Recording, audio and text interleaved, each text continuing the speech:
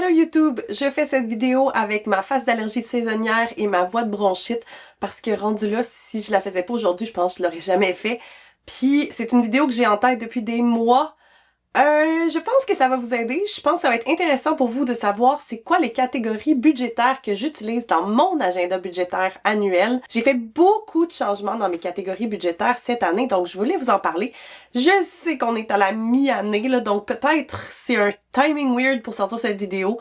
Mais bon, comme je dis, peut-être que ça peut vous donner des idées. Puis avec l'été qui arrive aussi, peut-être c'est un bon moment pour réviser vos catégories budgétaires et peut-être voir s'il y a des changements à faire. Alors si vous ne me connaissez pas, moi c'est Béatrice et je vous aide à comprendre où part votre argent pour trouver le budget pour ce qui compte réellement pour vous. Alors pourquoi vous parlez de mon agenda budgétaire annuel? C'est l'agenda que j'ai créé parce que j'avais un besoin de suivre mes sous, mais pas de façon obsessive, juste pour comprendre les patterns, comprendre comment je dépense mon argent, où mon argent part réellement. Et je voulais le faire de façon efficace, de faire de façon structurée, sans que j'aie besoin de calculer quoi que ce soit. Je comprends les filles qui sont de type papier-crayon. Moi aussi, j'aime beaucoup le papier-crayon. Le problème papier-crayon, c'est qu'à un moment donné, il faut faire des mathématiques et ça me tentait pas. Alors, j'ai créé un outil qui me permet de vraiment tout calculer automatiquement. C'est ça qui m'aide à vraiment comprendre est-ce que je respecte mes moyens ou non. Alors, les catégories que j'ai choisies, je les connais bien sûr pas par cœur parce que j'ai utilisé les 25 options de catégories cette année. J'ai décidé vraiment d'y aller all-in dans le détail pour vraiment suivre mon budget. Donc, ça commence avec 2 catégories auto. J'ai décidé de séparer l'essence de tout le reste. L'essence parce que c'est le plus variable. Les autres, c'est des dépenses assez fixes. Je sais combien me coûte d'assurance mon auto tous les mois. Les entretiens, on est sous garantie en ce moment, donc j'ai quand même une idée à peu près de combien ça devrait coûter quelques fois par année. Le changement de pneus, ça vient 2 fois par année. Donc, c'est quand même plus facile versus essence avec tous les changements qu'il y a eu. Ça fait ça comme ça. Alors, je trouvais ça important de les séparer pour pouvoir vraiment mieux suivre où part mon argent puis voir s'il y a des changements que je dois faire à mon budget. Aussi, dans les frais annuels de mon auto, ça ne compte pas l'achat, qui ça est dans remboursement. J'ai aussi une catégorie transport en commun. Pour l'instant, c'est très peu, mais bon, c'était une façon de mettre autre pour les transports, donc c'est des billets de train que j'achète principalement lorsque je dois aller à Montréal. Si jamais je venais à prendre par exemple des taxis ou quoi que ce soit, ça serait dans cette catégorie-là. Ensuite, j'ai plusieurs catégories pour la maison. J'ai dépenses annuelles, j'ai spa, j'ai réno, dépenses uniques et jardin. Je voulais vraiment suivre certaines dépenses de façon précise. Les dépenses annuelles, encore une fois, on parle d'assurance, on parle d'Hydro-Québec, on parle de qu'est-ce que j'y mets d'autre là-dedans, les télécommunications, Internet, etc. Ça va dans dépenses annuelles. Encore une fois, ça reste pas mal le même tous les mois, facile à prévoir. Le spa, je l'ai mis à part parce que l'an dernier, on a eu un bris sur le spa qui était inclus avec la maison quand on est déménagé. Et on sait pas encore si on va faire réparer le spa parce qu'on a réalisé lorsqu'on a eu ce bris-là que c'était un spa 2005. On est en 2026. Donc, on sait pas si un, ça se répare, si deux, ça vaut la peine de le réparer. On va valider combien ça coûte, puis justement de pouvoir suivre combien ça nous coûte d'avoir ce spa-là. Ça va informer la suite pour nous pour savoir si on le garde comme piscine pas chauffée pour quelques années, si on l'enlève du terrain, ça coûte combien de faire enlever du terrain, si on le remplace. Donc, je vais vraiment suivre précisément le spa, c'est quoi le coût. Ça, je le fais depuis l'an passé, depuis qu'on est déménagé.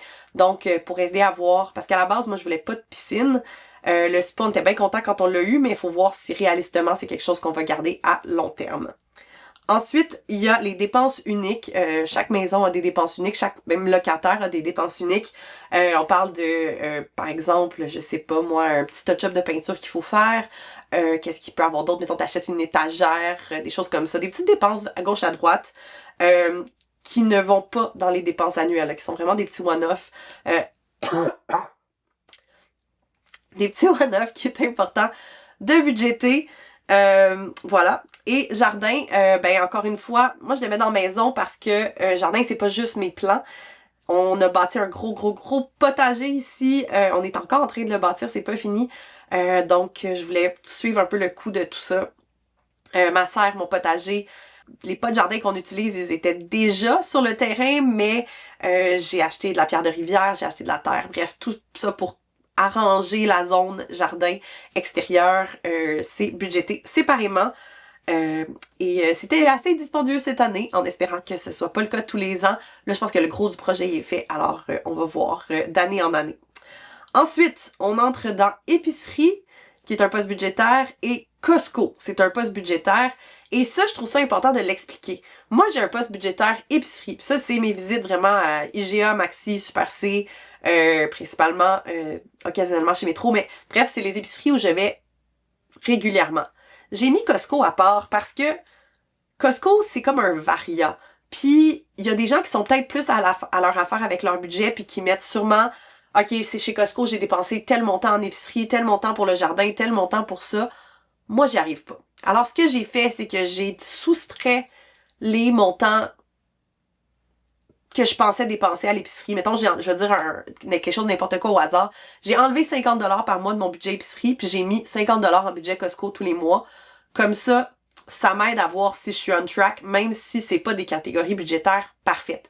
Puis je pense que ça, c'est une des choses qui fait peur à bien du monde de faire un budget, c'est justement, on n'a pas des factures parfaites. Ça arrive d'acheter de la pâte à dents à l'épicerie parce que t'étais pressé puis tu voulais acheter de la pâte à dents. Ça arrive de faire des achats de même à gauche, à droite, d'aller, je sais pas moi, j'ai pas d'exemple qui me vient en tête, mais d'aller dans un magasin puis d'acheter des choses dans deux catégories budgétaires complètement différentes. Par exemple, acheter un livre et un pyjama chez Indigo. Tu sais, c'est deux trucs complètement différents. Ça arrive, puis c'est correct. Faut pas virer fou avec un budget. Faut pas se mettre à calculer chaque scène. Sinon, ben, on va virer coucou. À moins que ce soit vraiment nécessaire, là, ça c'est une chose. Mais lorsqu'on est vraiment en mode, hey, je veux comme m'assurer de respecter mes moyens, avoir une catégorie un peu fourre-tout comme Costco, puis j'en ai une autre plus loin, je vais vous parler, je pense que ça aide justement à dédramatiser la situation du budget. Ensuite, épicerie, Costco, SAQ. J'ai mis une catégorie SAQ, j'achète pas vraiment d'alcool en épicerie, donc pour moi c'est assez simple, mais encore une fois, selon vos habitudes de consommation, ça pourrait être différent. J'ai une catégorie resto. Je dirais que resto, ça inclut comme café, sortie, tu sais, mettons, si j'allais dans un bar, je sors pas vraiment de la maison, donc j'ai appelé ça resto, mais j'appellerais ça peut-être de façon plus globale, sortie hors de la maison. Hey, je suis vraiment grippée parce que je me trouve très drôle. Ensuite, j'ai assurance. Ça, c'est toutes les assurances qui touchent la personne. Assurance vie, assurance maladie grave. Ensuite, médical, santé. Ça, c'est mes visites, par exemple, au chiro. C'est si je dois acheter des claritins en quantité industrielle. Mais encore une fois, des fois à la pharmacie, j'achète des Kleenex et des claritins en même temps. On vire pas avec ça. On vire pas fou. On vire pas fou avec ça. C'est vraiment juste une façon d'essayer de garder track de son argent. Ensuite, abonnement, ça c'est par exemple si je prends un abonnement à Crave, si je prends un abonnement à une autre plateforme, honnêtement, de ce temps-ci, je n'ai pas le temps de regarder la télé du tout. Il y a mon copain qui s'est abonné à Sportsnet pour regarder le hockey. Sinon, je n'ai aucun abonnement. Je considère potentiellement me prendre un abonnement Crave annuel lorsqu'il y aura une prochaine vente, parce que j'ai vraiment l'impression que c'est là qu'il y a les meilleures émissions en ce moment. Mais honnêtement, je suis même pas à jour sur YouTube, fait que je vais pas me mettre à payer pour du contenu que j'ai pas le temps de regarder. Sad truth en ce moment. Ensuite, prochaine catégorie. Ah, j'ai sauté cellulaire. Cellulaire, je l'ai mis à part. J'ai juste un cellulaire. Bien honnêtement, j'ai peut-être vu que c'est une catégorie un peu trop simple, je vais dire, je vais peut-être la combiner à quelque chose d'autre une autre année. Cependant, cette année, ça s'est avéré pratique de l'avoir parce que j'ai acheté un téléphone, ce qui n'était pas dans mes plans. Donc, j'ai aimé avoir la catégorie à part parce que ça me permet de voir pourquoi j'explose mon budget dans cette catégorie-là. Mais bon, voilà. Ensuite, esthétique, tout ce qui est achat de crème, si je fais un traitement, j'ai fait un traitement au laser, si j'ai fait du botox, pas le temps d'aller faire du botox, mais tout ça, si j'en fais, si je faisais mes cheveux, pas le temps de faire mes cheveux, mais si je faisais tout ça, ça serait dans esthétique. Ensuite, vêtements, j'en achète pas beaucoup. Je dis ça en tant que personne qui a commandé, genre pas plus tard que ce week-end, 3 morceaux chez Ratemans. Mais c'est vraiment très très rare que j'achète des vêtements ces temps-ci. J'ai une garde-robe qui me plaît, j'ai une garde-robe qui me fait, puis j'ai une garde-robe que je n'ai pas portée depuis 2 ans parce que j'étais enceinte et ensuite j'allaitais, puis ça a été des moments où j'ai pas pu porter tous les vêtements qui me plaisent parce que j'aime beaucoup être en robe, puis lorsqu'on allaite, pas évident. Mais sinon, je suis quand même assez raisonnable avec les vêtements, bien honnêtement, parce que j'en ai vraiment, vraiment, vraiment beaucoup. Et voilà, je vais en profiter des beaux vêtements que j'ai. Ensuite, j'ai une catégorie cadeaux, parce que ça, je trouve que c'est une catégorie qu'on oublie de budgéter, puis ça finit par coûter cher. Puis souvent, on les fait à des dates précises. Fait qu'en mettant un budget à tous les mois sur cadeaux, on dirait que ça fait comme baisser la pression. Moi, en tout cas, j'aime bien ça, avoir la catégorie cadeaux pour m'aider à budgéter pour tous les événements spéciaux, toutes les fêtes. Tu sais, je vais mettre aussi là-dedans, mettons que j'ai acheté un gâteau de fête ou un petit truc comme ça. Voilà, c'est des dépenses qu'on oublie souvent. Ensuite, j'ai une catégorie budgétaire qui est ma fille. C'est très bizarre d'avoir un humain comme catégorie budgétaire, mais c'est là que je vais mettre la dépense de garderie. C'est là qu'on met si on lui achète des vêtements, mais encore une fois, on est très privilégié, on n'y achète presque pas de vêtements. Tout ce qu'elle porte, ou presque, c'est des hand-me-down. On a eu à y acheter un matelas, sinon presque toute sa chambre, c'est des hand-me-down. Voilà, donc on a quand même une catégorie budgétaire pour elle. C'est un peu plus difficile de budgéter, donc des fois pour certaines catégories, dans celle-ci, je laisse le budget à 0, puis c'est vraiment juste pour traquer mes dépenses, pour avoir une idée de combien ça coûte. Voilà. Prochaine catégorie, voyage, escapade, donc si on part pour un petit week-end, par exemple on est allé à un week-end de chalet, si on fait du camping cet été, c'est toutes des dépenses que je vais mettre là-dedans. Ensuite, j'ai une dépense impôt. C'est une dépense de travailleur autonome. J'ai eu à payer des impôts en début d'année. Ensuite, j'ai toutes mes autres dépenses professionnelles.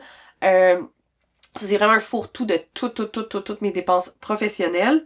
Que ça va de, mettons, frais de Shopify, frais de main-d'œuvre, frais de tous les plugins ou outils que j'utilise. Bref, c'est très, très, très, très large. Ensuite, j'ai les frais bancaires. À chaque année, j'ai quelques frais bancaires, donc je mets ça à part. Et j'ai une catégorie Varia, donc où je mets, mettons, je vais au Dollarama, c'est trop compliqué à gérer ça. Je mets ça dans Varia. Des fois, des petites dépenses à gauche, à droite. Varia, si c'est trop compliqué. Puis j'ai un budget chaque mois de Varia, donc pour justement toutes ces variations-là, ça me permet de ne pas trop virer folle avec mon budget. Pour dépenses professionnelles, je vais mentionner une chose qui m'aide beaucoup, c'est d'avoir en parallèle l'agenda budgétaire annuel puis l'aide-mémoire pour travailleuses autonomes. Je travaille vraiment avec ces 2 outils-là au quotidien. L'agenda budgétaire annuel, je note vraiment toutes mes dépenses. Donc, quand j'ai besoin de mes dépenses pour mon aide-mémoire pour travailleuses autonomes, pour mes taxes ou pour mes impôts, c'est vraiment juste facile de sortir ma catégorie dépenses professionnelles, cellulaires, et après ça, tu sais, d'aller voir toutes les dépenses dont j'ai besoin. Donc, c'est pour ça que ça m'aide d'avoir cette catégorie-là qui peut paraître un peu fourre-tout, mais qui est vraiment tout ce qui va aller dans mon autre budget, puis dans mon autre fichier. Ce fichier-là, je l'envoie directement au comptable. Donc, ça me sauve tellement de temps de travailler en parallèle. Ça me sauve tellement de temps. Surtout qu'il y a des factures que je reçois en US, puis tout ça, là, donc, de tout regrouper ça à un endroit. Que toutes les infos aussi, si jamais je vais à me faire questionner par Revenu Canada, Revenu Québec ou peu importe, je sais exactement où mes données sont, là. Donc ça, c'est vraiment priceless pour moi d'avoir toutes ces informations-là. Donc, c'était comme toujours vraiment broche à foin. Surtout, moi, je n'entends rien. J'ai les oreilles bloquées. J'espère que c'était intéressant. Comme je dis, le but de cette vidéo, c'est vraiment de dédramatiser le fait de faire un budget. C'est correct d'avoir un budget qui est imparfait, des catégories qui sont un petit peu all over the place. C'est la vraie vie. Faut pas virer fou avec ça. Moi, j'aime Excel. Il y a des gens qui aiment pas Excel parce qu'ils sont comme « Oh, ça fait peur! » Excel, ce qui est le fun, c'est que les formules en back-end font tout le travail pour toi. Donc, t'as juste à vraiment te concentrer à mettre tes petites données là. Et donc, tu mets les données, tout le travail se fait. Puis ça fait juste de comme « Ok, oui, je respecte mes moyens. Ah, ok, j'ai peut-être trop dépensé là. Faudrait que je fasse attention. » On dédramatise, on relaxe. Et en tout cas, moi, ça a vraiment été un gros game changer quand toutes les dépenses de ma vie ont changé du jour au lendemain. Parce qu'à l'intérieur, quand même, de 6 mois, je suis passée de locataire à propriétaire, à pas avoir d'auto, à avoir une auto, et à pas avoir d'enfant, à avoir un enfant. Donc, de suivre mes dépenses, surtout à un moment de ma vie où mes revenus ont énormément baissé, c'était vraiment très, très, très, très important. Moi, ça m'a vraiment aidé, puis ça continue de m'aider. Puis des fois, la vie en ce moment va tellement vite que je remplis mon agenda budgétaire le genre 20 du mois, mais je le fais pareil parce que ça m'aide, puis de le faire sans jamais me dire je suis en retard, de le faire quand j'ai le temps de le faire, ça fait que je suis jamais comme 6 mois plus tard à pas l'avoir fait. Puis ça me permet, comme je dis, de vraiment dédramatiser mes finances, puis de faire comme OK Béa, c'est pas ton meilleur moment financier de ta vie en ce moment, mais t'es correct. Genre, pas de stress à avoir, t'es correct encore. Puis c'est pour ça que je vais continuer à le faire. Je pensais pas honnêtement être quelqu'un qui allait continuer à l'utiliser vraiment de façon régulière, tu sais, dans le sens quand je l'ai créé, c'est parce que c'était pour un besoin. Mais je me suis dit, tu sais, un ou 2 ans à le faire, je vais être correct. Parce que je l'avais fait dans le passé 1 ou 2 ans, puis j'avais comme pris le beat. J'avais plus besoin de le faire. Mais là, honnêtement, dans ma vie, en ce moment, je ressens le besoin de faire ce suivi-là. Puis je pense que plusieurs personnes gagneraient à le faire parce que ça aide vraiment à dédramatiser et à voir les patterns de notre consommation. Bref, j'espère que cette vidéo vous a été utile. Si c'est le cas, n'hésitez pas à laisser un commentaire plus bas ou à me laisser un petit thumbs up. Si vous n'êtes pas encore abonné à ma chaîne, c'est le temps de le faire. Abonnez-vous. J'espère que lors de ma prochaine vidéo, j'aurai une voix un peu plus agréable, peut-être des yeux un petit peu moins rouges, et je le sais, j'ai de la misère avec le visuel. Mes dernières vidéos étaient full pixelisées. J'espère que celle-là est mieux. Je suis encore en train de m'habituer à travailler avec de l'éclairage artificiel parce que je peux juste tourner dans mon sous-sol ici. Alors voilà. Merci d'avoir regardé la vidéo. À bientôt!